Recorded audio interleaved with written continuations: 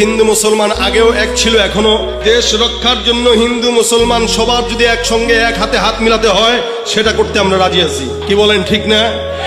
মনে রাখবেন, গুনাহ করছেন অনেক, কোটি কোটি কোটি কোটি গুনাহ, প্রত্যেকটা গুনাহ। এই যে আমার আগে হযরত বলে গেছেন, তওবা করলে অনেক সময় বান্দাকে জাহান্নামে যেতে হয়।